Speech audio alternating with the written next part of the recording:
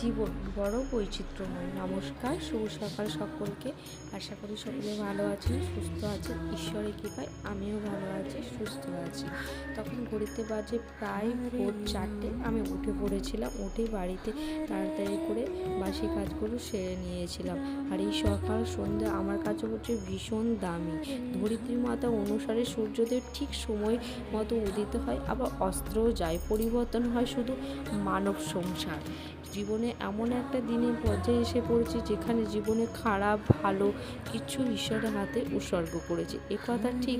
ঈশ্বরের পথ অবলম্বন করে জীবনে প্রচুর দুঃখ কষ্ট কঠিন সময়ও আসে, তবে একথা অনস্বীকার্য, ঈশ্বরের সান্নিধ্যে থাকলে জীবনে যত বড়ই ঝড়ঝাপটা আসুক না কেন, তা আমরা ঠিক তার থেকে পার হয়ে যাই। আজ হলো হনুমান জয়ন্তী, বৃহস্পতিবার। তাই সকাল সকাল তো বললাম উঠেই পড়েছিলাম।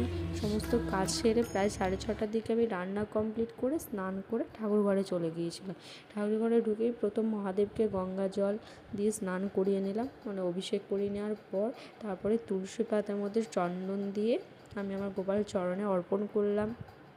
প্রত্যেকটা দেবদেবীকে ফুল পুষ্প ধূপ ধুনো দেখিয়ে পুজো করলাম। আর যেহেতু বৃহস্পতিবার ছিল তাই একটু লেটই হয়।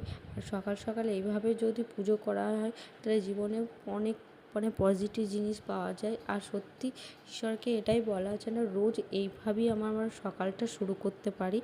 তো যাই হোক, তারপরেই আমি আর ও পুজো করে চলে গিয়েছিলাম বাজারে কিছু ঠাকুরের জন্য কেনাকাটি করার জন্য। তো ঠাকুরের ধূপ ধুনো এসব মিষ্টি নিয়ে আসার পর আবার রেডি হয়ে চলে গিয়েছিলাম হনুমান ঠাকুরের পুজো দিতে। তখন দেখি সবে পুজো বসেছে, ভালোই হলো। খুব ভালোভাবে পুজো দিয়ে আমি আবার বাড়ি ফিরলাম। তো ভিডিওটি এখানেই শেষ করছি। ভালো লাগলে অবশ্যই কমেন্ট করবেন।